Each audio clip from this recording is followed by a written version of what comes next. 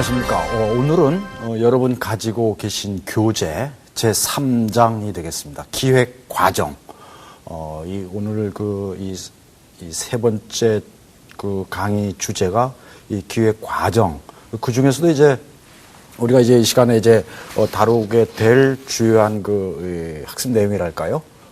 주요 강의의 핵심들은 그 기획 과정 중에서도 목표의 설정과 그다음에 상황 분석, 그리고 기획의 전제와 관련된 그런 부분을 먼저 이번 주에 살펴보고요. 이어서 다음 주에 나머지 부분들, 기획 과정의 나머지 뒤에서 나오는 내용들을 살펴보도록 하겠습니다. 오늘의 학습 내용을 간단하게 정리해 볼까요? 먼저 기획 과정에 있어서 단계, 과정을 어떻게 나눌 것인가 하는 기획 이 과정 단계를 어떻게 구분할 것이냐 하는 문제. 요걸 간략하게 살펴보고요. 두 번째는 본격적인 기획 과정의 한 단계로서 목표 설정이라고 하는 것, 요 의미를 살펴보고 상황의 분석, 이어서 기획 전제가 되는 내용들을 어떻게 설정할 것인가 하는 이런 문제들을 오늘 이 시간에 살펴보도록 하겠습니다. 이후에 나오는 기획의 과정, 단계들은 다음 주에 이어서 계속해서 강의를 해 드리도록 하겠습니다. 자, 그럼 말이죠. 먼저 이 넓은 의미에서 기획 과정을 어떻게 이해하느냐 하는 문제를 먼저 간략하게 살펴보도록 하겠습니다. 자, 여러분들 이 파워포인트를 보시면 말이죠. 그림에서 보듯이 계획을 수립하고 이 계획을 집행하고 그리고 평가하는 이 세 개의 큰 단계를 전부 포괄해야 하는 그러한 이 내용을 기획 과정으로 이해하는, 그러니까 아주 넓은 의미에서 이 기획 과정이라고 할 때 계획 수립, 집행 그리고 평가까지를 아우르는 그러한 각각의 단계들을 이야기하고 있습니다.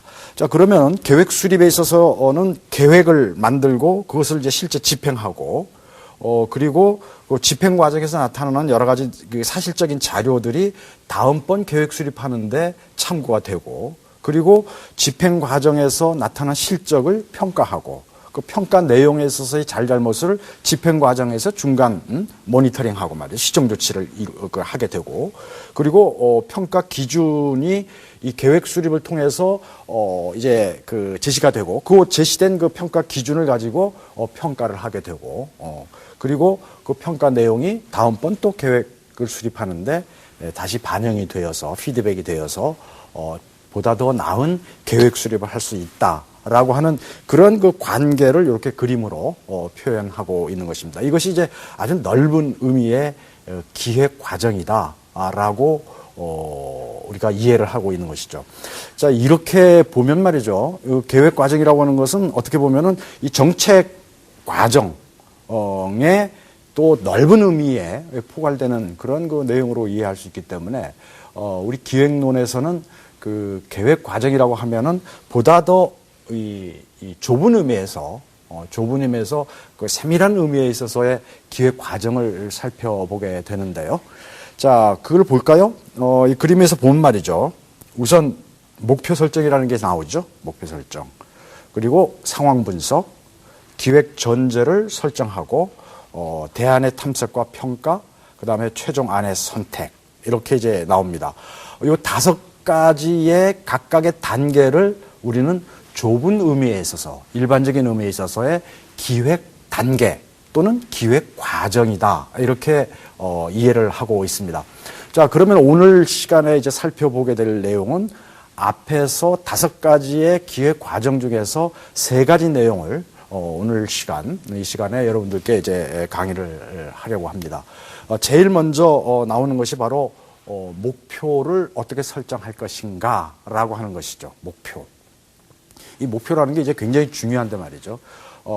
실제 기획을 통해서 결과된 산출물로서의 계획이 무엇을 위한 것인가, 다시 말씀드리면, 달리 표현하면은 그 기획을 통해서 결국 이루고자 하는 바, 도달하고자 하는 내용, 성취하고자 하는 결과가 과연 무엇인가 하는 것을 정하고 나서 본격적인 기획 작업에 들어가는 것이 맞는 거죠. 따라서 목표를 설정한다라고 하는 것은 기획 과정에서 가장 먼저 우리가 기획가 입장에서는 먼저 해결해야 될 하나의 과제인 것이죠. 그 그림을 한번 그려볼까요? 목표와 관련해서 말이죠. 이 목표라는 게 도대체 뭐냐 하는 거죠. 목표라고 하는 것은 이게 이제 현실이라고 보면 말이에요. 현재의 상황입니다. 현재의 상황.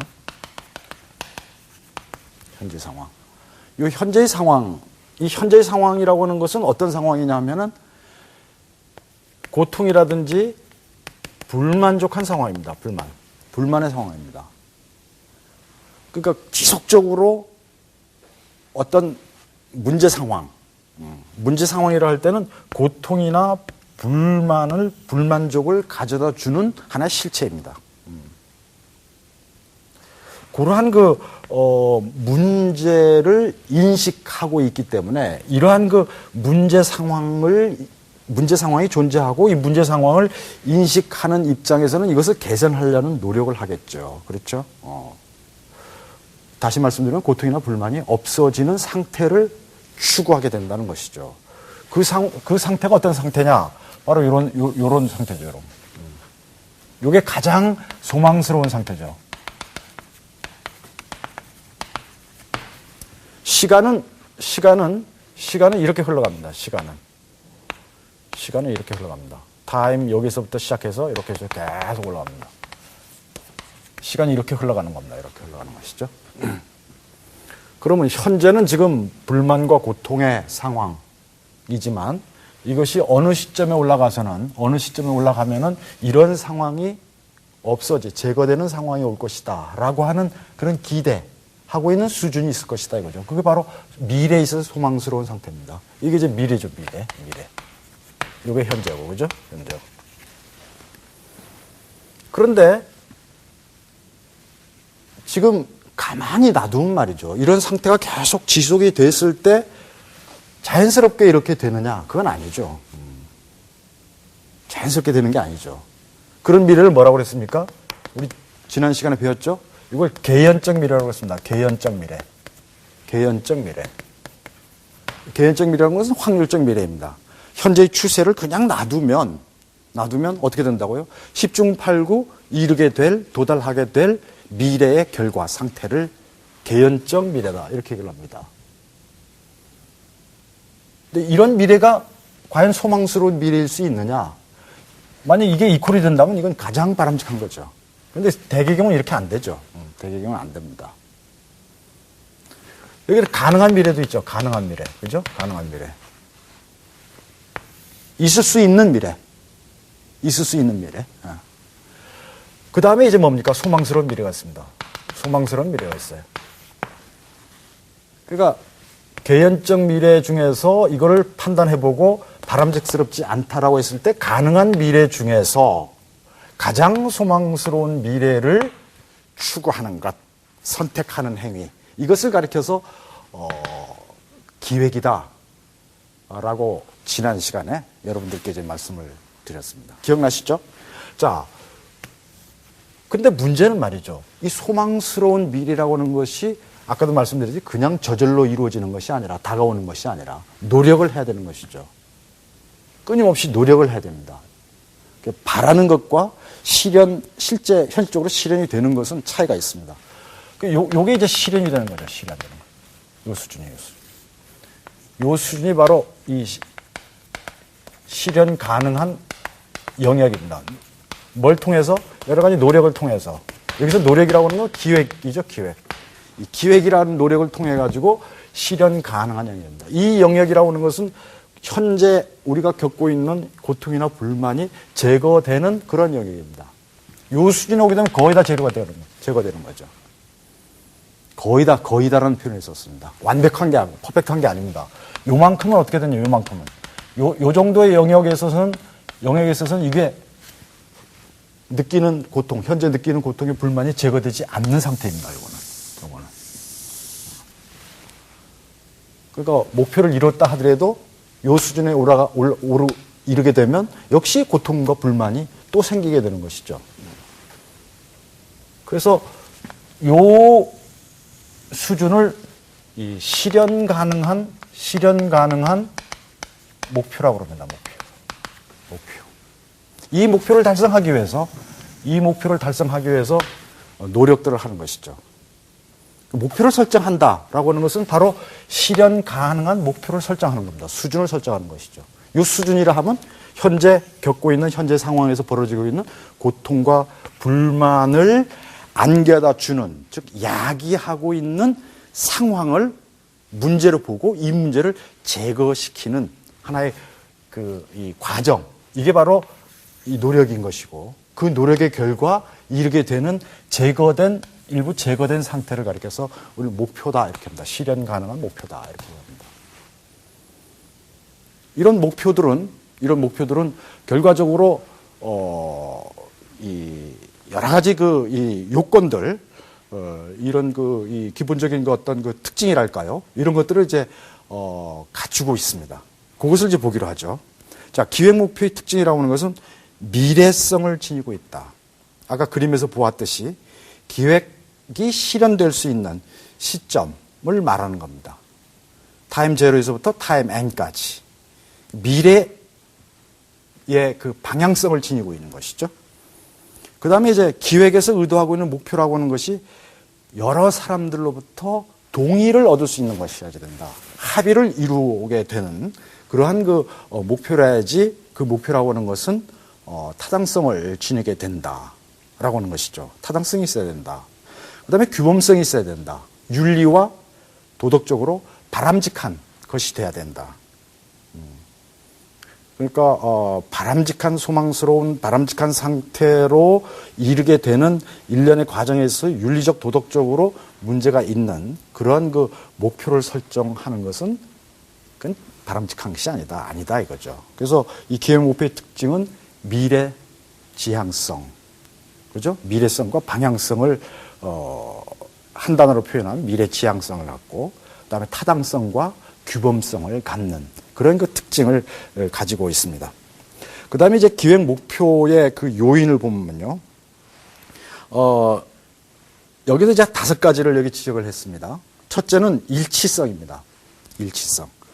표방된 목표와 그 실제적 목표 간에 괴리가 없어야 된다라고 하는 겁니다. 그러니까 말로 이러이러한 목표를 달성하겠습니다라고 공표된 목표하고 실제 추구하고 있는 행동으로 추구하고 있는 목표 간에 괴리가 생겨서는 안 된다. 이게 일치가 돼야 된다. 언행일치죠. 일치성을 가지고 있어야 된다. 두 번째는 일관성이 있어야 된다라는 겁니다. 목표와 수단 간의 연계성을 확보하고 있어야 된다라고 하는 것입니다. 연계성. 자, 요거는 이제 그림을 한번 그려보죠. 어떤 이 의미냐 하는 말이죠. 자, 목표라고 하는 것은 일반적인 목표라는 게 있습니다. 일반적인 목표. 이거 골이라고 그럽니다. 골. 이거 이제 일반적인 목표죠. 일반적인 목표. 이 일반적인 목표를 달성하기 위한 이 중간 목표라는 게 있습니다. 중간 목표. 요것을 objective라고 합니다. 이런 것들이 있었어요. 요걸 이제 중간 목표. 이거를 또 달성하기 위한 또 세부 목표들이 있습니다. 이걸 타겟이라고 합니다. 타겟. 이걸 이제 세부 목표라고 합니다. 세부 목표. 일반적인 목표, 중간 목표, 세부 목표. 근데 이 일반적인 목표와 세부 목표는 말이죠. 이게 어떤 의미가 있는 거 하니? 자, 여기서부터 이렇게 위로 올라갈수록 그러니까 일반적인 목표로 올라갈수록 추상적이 되고, 요 밑으로 내려올수록 보다 구체적이 됩니다. 구체적.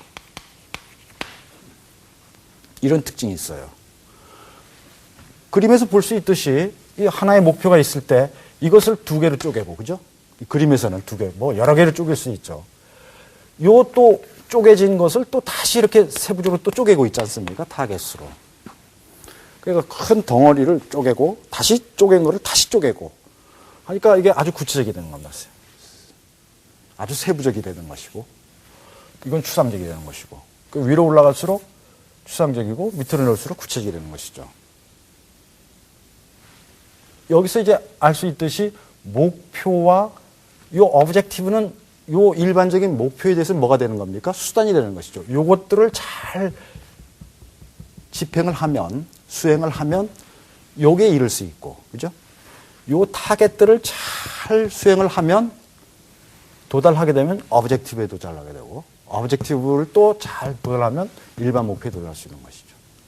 그 요 오브젝티브는 골에 대해서 수단이 되고, 그죠? 요 타겟에 대해서는 오브젝티브가 뭐가 되고 있어요?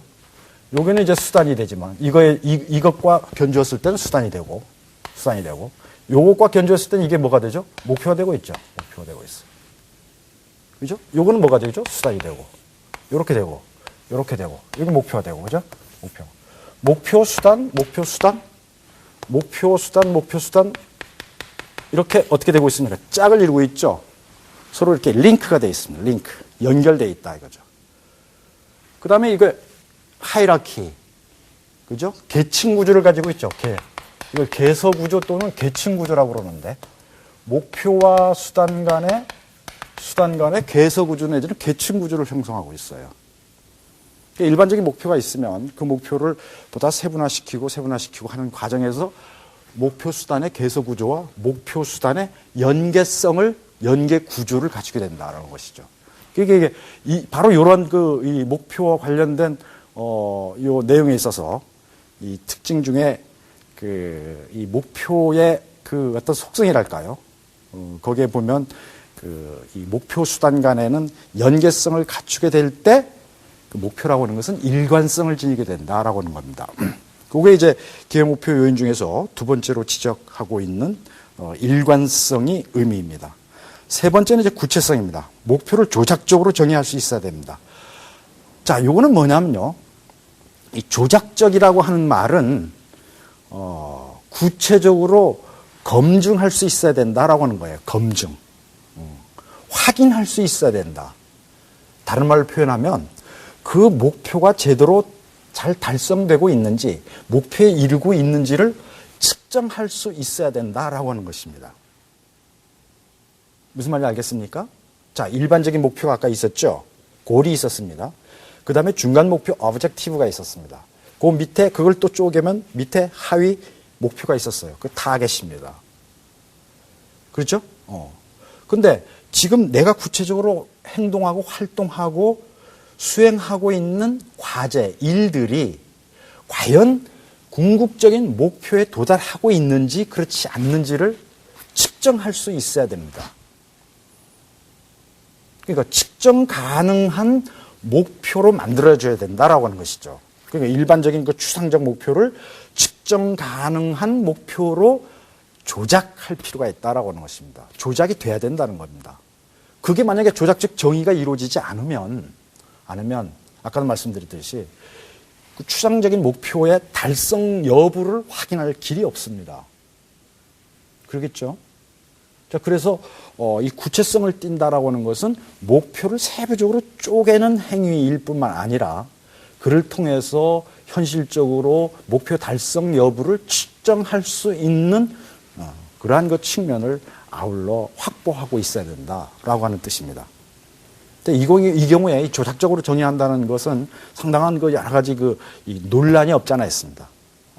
본질을 쪼갰을 때, 요소로 쪼갰을 때, 과연 그 요소들의 결합이 본질을 과연 여하히 다시 그 의미를, 본래의 의미를 회복할 수 있느냐 하는 그런 아주 본질적인 그런 문제 제기가 없지 않아 있습니다. 예를 들어서, 복지사회 구현이라고 하는 그 일반적인 목표가 있다고 할 때 그 목표를 달성하기 위해서 주택 200만 호를 건설한다. 라고 하는 조작적 정의가 가능한 구체적인 목표를 만들었다고 할 경우 말이죠. 주택 200만 호를 만들었을 경우에 무주택자들에 대한 소위 주거 복지를 실현하는 데는 도움이 되겠죠, 물론. 그렇죠? 그렇지만 그 주택 200만 호 건설 그 자체가 전국적으로 복지 사회를 완벽하게 구현한다라고는 볼 수 없는 거 아닙니까? 그렇죠?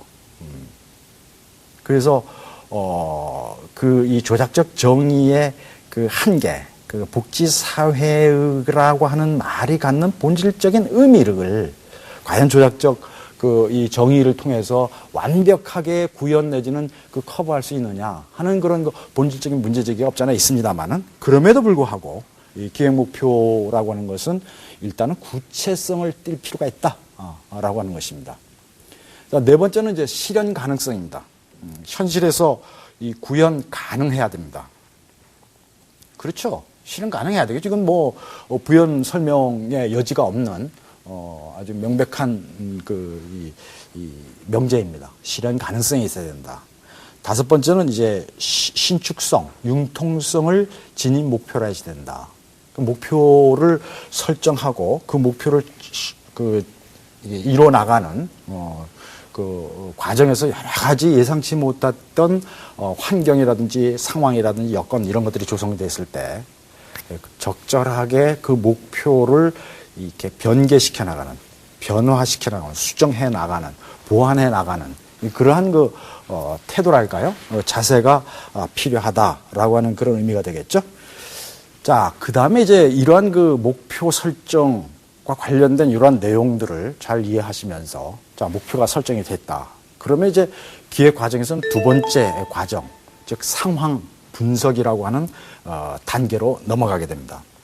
아까는 그 그림에서 우리가 살펴봤습니다만 상황이라고 하는 것은 뭘까요? 문제를 야기하는 하나의 실체를 말합니다. 문제를 야기하는 실체. 그 문제의 내용은 뭡니까?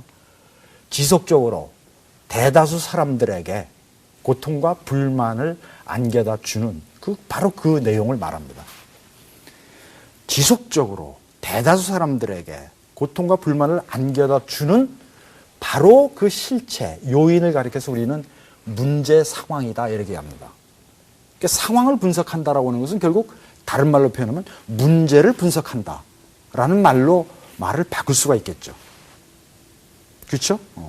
자, 그러면은 우리가 그 상황 분석을 통해서 아까도 말씀드렸듯이 현재의 상황과 우리가 도달하고자 하는 현재의 그 문제 상황이 제거되는, 문제가 제거되는 어느 미래 시점의 바람직한 상태에 도달하고자 하는 그 기획적 노력,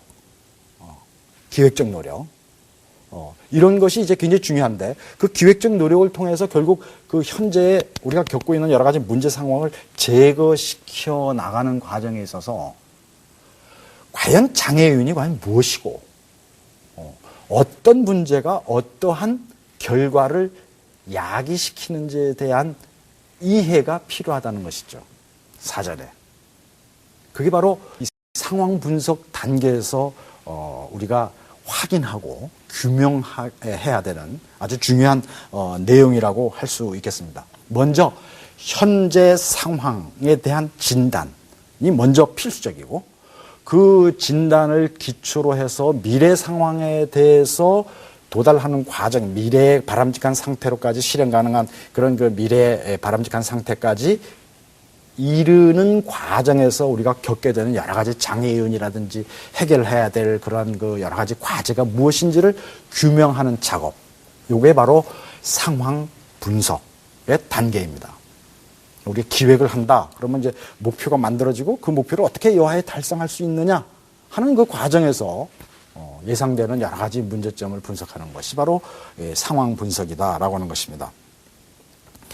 이 상황 분석 방법에는 이제 여러 가지가 있습니다. 첫째는 먼저 이 상황과 관련된 정보 그리고 자료 이런 것들을 이제 수집을 해야 되겠죠. 여기서는 이제 이 정보 자료를 수집하는 데 있어서 관련 기존에 연구됐던 연구 자료라든지, 그 다음에 직접 그 문제 상황에 처한 사람들의 의견 같은 거, 이런 것들을 들어봐야 되겠죠. 그게 바로 그 사람들이 바로 이 기획 대상이 되는 것이고, 이게 정책을 정책 대상 집단이 되는 것입니다.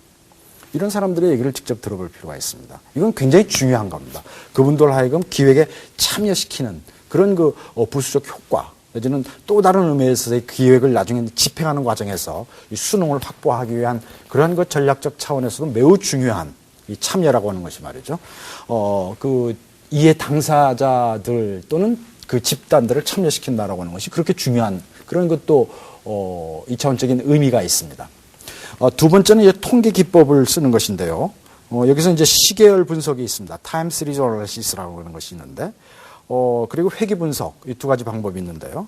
우선 이거 시계열 분석이라고 하는 것은 이 시계열 데이터의 구조와 형태를 미래로 연장시켜서 예측하는 그런 그 방법이라고 한마디로 정의할 수 있고, 이 회귀 분석이라고 하는 것은 이런 겁니다. 여러분들 그 중학교, 뭐 요즘 초등학교 때도 나오는지 저의 기억으로는 중학교 때 배운 것 같은데 1차 함수 있지 않습니까? y equal ax 플러스 b. 이게 1차 함수. a의 기울기, b라고 하는 절편에 따라서 a가 플러스일 경우는 이렇게 x 값이 커지면 y 값도 더불어 커지고, 그죠? a가 마이너스일 경우는 반대로 이렇게 되는 것이죠. 그 1차 함수의 이 직선의 형태를 지는 그 1차 함수 y equal ax 플러스 b에서 예를 들어서 x를 국민 소득이라고 치고 y를 그 자동차의 대수다라고 우리가 가정을 하면, 국민소득 X의 값이 커지면 커질수록 시간이 가면 갈수록 국민소득 값이 예를 들어서 커진다. 만약에 가정을 해보면 그 X의 값에 따라서 A가 물론 이제 플러스인 경우 말이죠. B도 물론 이제 플러스인 경우가 되겠죠. 그럴 경우에 Y 값은 어떻게 될까요? 계속 커지게 되는 것이죠. 국민소득 $10,000일 때 자동차 대수, $20,000일 때 자동차 대수 이렇게 나오는 거죠. 그러면 현재 우리나라는 뭐 한 $20,000 정도 된다고 보면 뭐 $30,000, 예를 들어서 $40,000, $50,000의 국민소득이 되는 그런 미래의 어느 시점에서 우리나라 자동차 대수는 과연 얼마일까? 이걸 이제 예측하는 거죠. 그죠? 그 Y값이 바로 자동차 대수이기 때문에 그 리그레션이라고 하는 건 바로 그런 겁니다. 그런 논리에 의해서 예측하는 것입니다. 이 통계적 기법 중에 여러분들 그 시계열 분석이라든지 리그레션, 회귀 분석 같은 것은 이제 3학년에 올라가시면은 행정 계량 분석이라는 교과목을 통해서 자세하고 상세하게 여러분들이 이제 학습할 기회가 있을 겁니다만은 간단한 논리를 말씀드리면 그러한 이 1차 함수의 공식 y equal ax 플러스 b라고 하는 그러한 그 형태의 변수 간의 인과관계 모형을 통해서 미래를 예측하는 그런 그 방법입니다. 이 밖에도 뭐 여러 가지 미래 예측 방법이 있을 수 있겠죠. 뭐 귀납적인 방법도 있을 수 있고 이론적인 어떤 모형, 인과관계 모형, 이론적인 모형을 가지고 예측하는 방법도 있고, 그 다음에 어떤 그 미래 예측하는 사람들, 이 기획하는 사람들, 기획가의 어떤 그 개인적 통찰력 가지고 미래를 예측하는 그런 방법도 있습니다. 우리가 사람들이 이제 기본적으로 미래를 예견할 수 있는 능력은 기본적으로 사람들한테 있죠. 물론 이제 그 중에 뭐 이런 얘기를 하는 사람도 있습니다. 뭐 동물들한테도 예측하는 능력이 있다. 뭐 틀린 얘기는 아닙니다. 그죠? 뭐 개미라든지 개구리, 이런 이 하등 동물들 경우에 비가 오는 것을 굉장히 잘 예측합니다. 그런 그 동물들의 움직임을 잘 관찰하고 제비들이 날아가는 모습 이런 것들을 잘 관찰하다 보면 비가 올지 뭐 이런 것들을 예측할 수 있는 하나의 그 징후를 우리들에게 보여주고 있습니다. 아프리카 코끼리 경우는 이제 지진이 난다거나 산불이 발생하는 경우에 사전에 그거를 감지하고 이거를 이제 예견하는 그런 그 탁월한 그 감각적 그 본능을 가지고 있어요.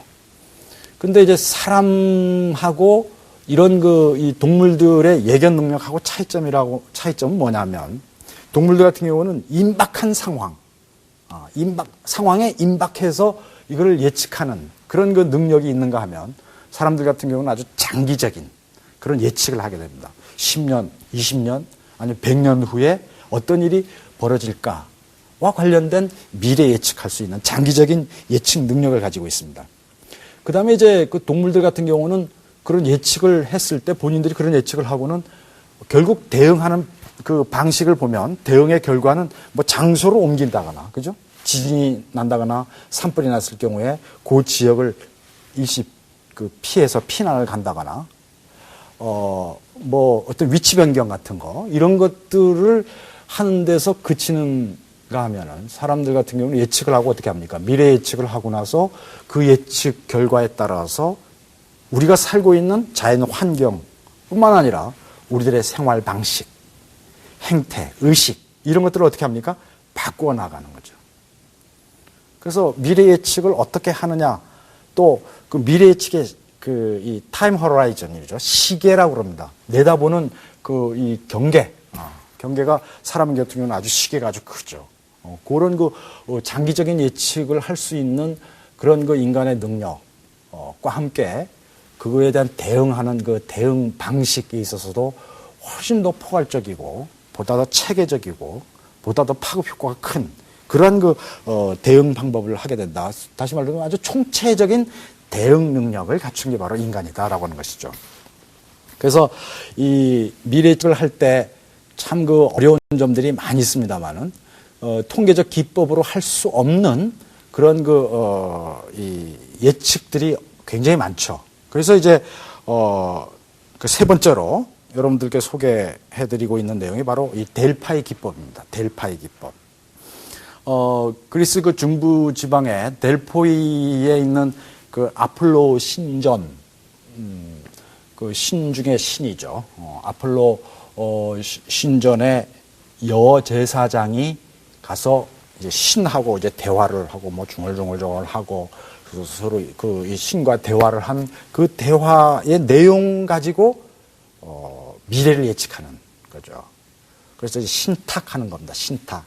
델파이 그 신전에 가서 이제 신탁을 하는 거죠. 미래 예측을 하는 겁니다. 이러한 그 그리스 그 이 델포이 신전에서의 이러한 그 미래 예측 장래를 어떻게 이해할 것인가 하는 그런 그 문제를 1940년대 그 미국의 캘리포니아 산타모니카에 위치한 그 랜드 코퍼레이션, 랜드 우리식으로 우리말로 번역하면 뭐 랜드 상사랄까요?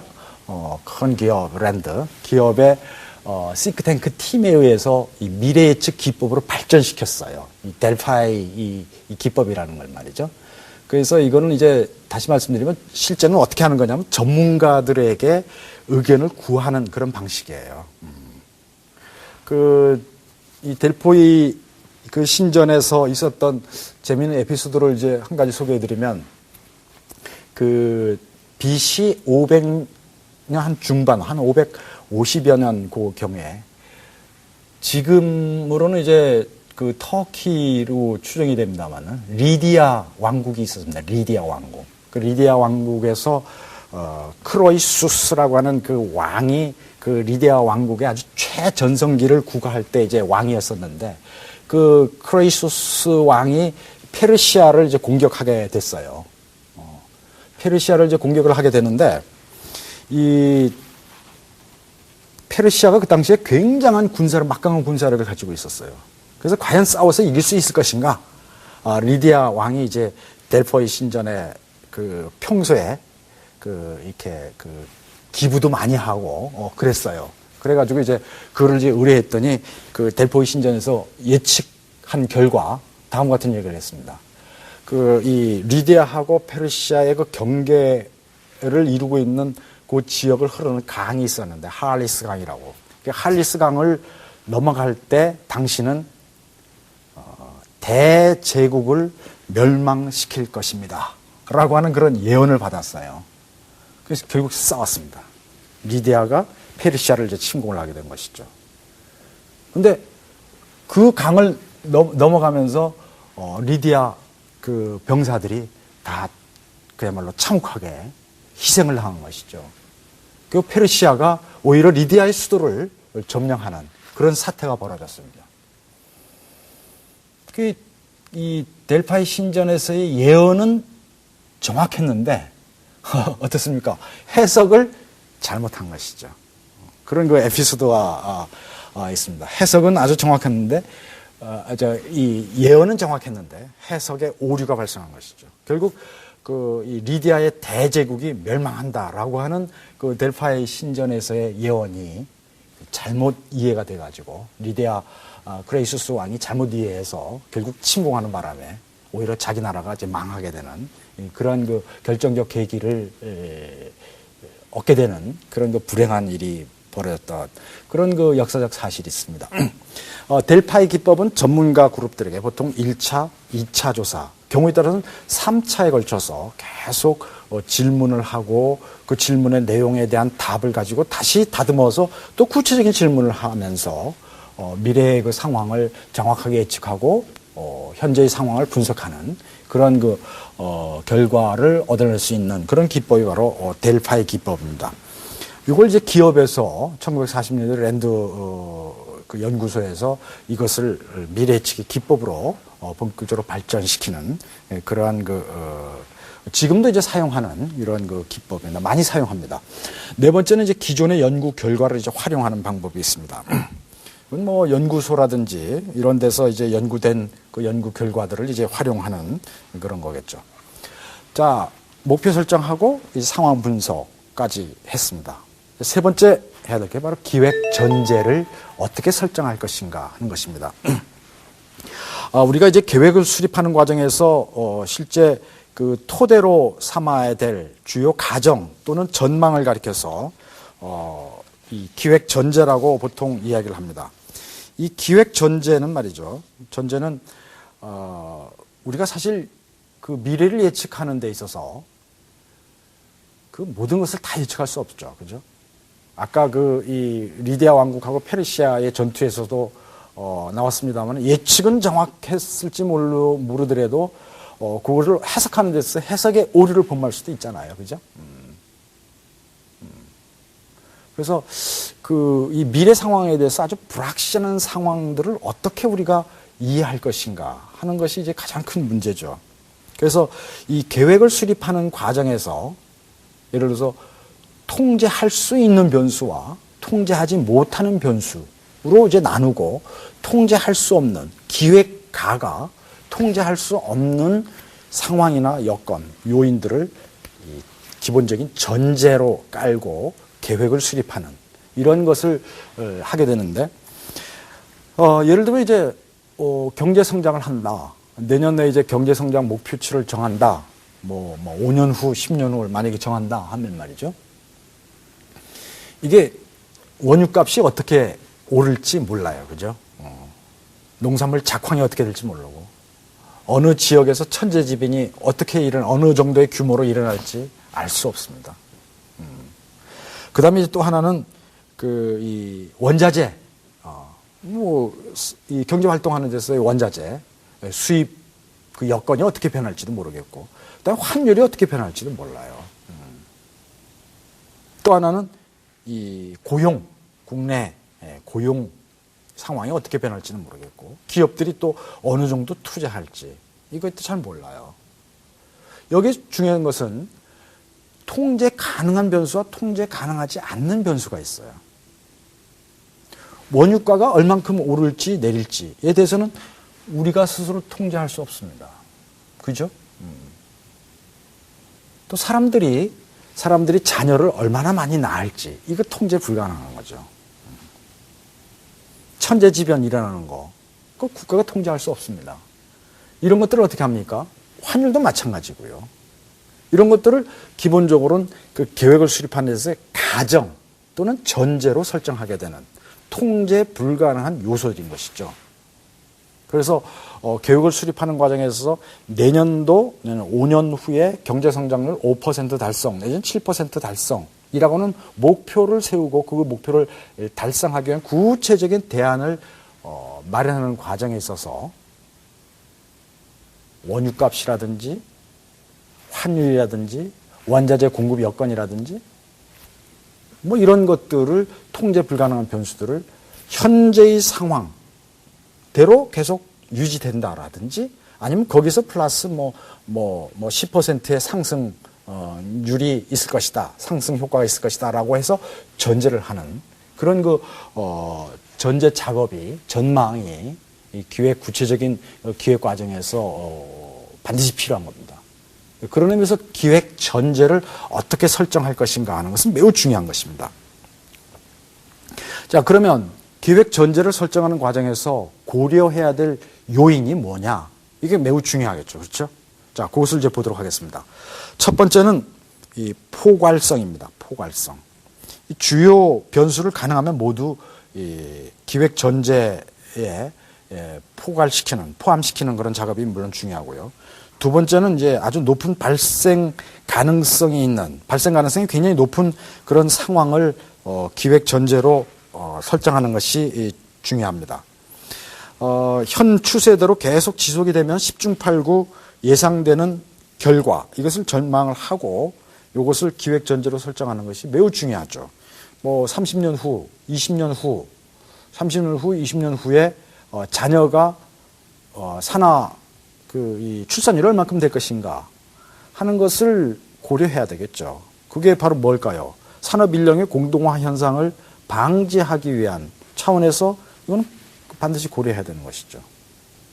지금 우리나라도 저출산 국가로서 지금 등재되어 있는데 말이죠. 랭킹이 되어 있는데 앞으로 이제 산업 인력 공급 이런 것들이 이제 경제 성장과 경제 발전을 위해서 매우 중요한 요인이죠. 경제의 어떤 동력을 키우는 그런 그 영향을 미치는 아주 중요한 요인이 되고 있는데 이런 것들을 사실은 예상이 되는 그런 문제이기 때문에 기획 전제 설정 과정에서 반드시 포함이 돼야 될 그런 내용이라고 할 수 있겠습니다. 세 번째는 이제 이 불확실성을 고려하는 것이죠. 돌발 상황을 잘 예측을 해야 됩니다. 우리가 예측할 수 없는 미래를 반드시 고려해야 되는 것이죠. 그래서 그것을 전제로 설정을 해야 됩니다. 예를 들어서 이제 예산을 우리가 편성할 때 말이죠. 예산을 편성할 때 예비비를 만들지 않습니까? 예비비 항목이라는 게 있지 않습니까? 그렇죠? 바로 예산 편성에서 예비비라고 하는 것은 결국 예산 집행 과정에서 예상할 수 없는 돌발 상황을 염두에 둔 하나의 전략이라고 할 수 있습니다. 기획에 있어도 마찬가지입니다. 이걸 전제로 설정할 필요가 있다는 겁니다. 끝으로 이제 네 번째는 포괄적인 정보 수집입니다. 아무리 내가 잘 모르고 불확실한 것을 전제했기 때문에 나는 괜찮다. 이건 아니죠. 그럼에도 불구하고 전제를 했다 하더라도 끊임없이 정보를 수집하고 정보를 분석하고 이렇게 됩니다. 그걸 소홀히 하게 되면 기획 전체가 허물어질 수 있는 그런 가능성이 있다라고 하는 것이죠. 자, 오늘 강의 내용을 여기서 간략하게 정리를 해보겠습니다. 오늘 본 강의는 이제 여기서 마치는데요. 우선 기획 과정이 어떤 것이 있느냐. 5가지가 있었다. 목표 설정, 상황 분석, 기획 전제 설정, 그리고 대안 탐색, 비교 평가, 그리고 대안 선택. 이렇게 있었습니다. 오늘 강의는 이제 3가지를 말씀드렸습니다. 기획 목표의 설정, 그 다음에 상황의 분석, 그리고 기획 전제의 설정이라고 하는 그런 내용에 대해서 살펴보았고요. 다음 주에는 그 대안의 탐색과 그리고 대안을 선택하고 그걸 어떻게 좋은 대안을 거기서 발굴하고 그리고 그걸 이어서 이제 집행을 할 것인가 하는 그런 문제를 살펴보도록 하겠습니다. 여러분들 교재 3장의 내용을 다시 한번 강의를 이제 시청하시고 난 후에 한번 읽어보시고 모르는 거 있으면 이제 이메일로 저한테 질문을 해주시면은 답변을 해드리도록 하겠습니다. 자, 오늘 강의를 여기서 마치도록 하겠습니다. 여러분 다음 주에 또 뵙도록 하겠습니다. 안녕히 계십시오.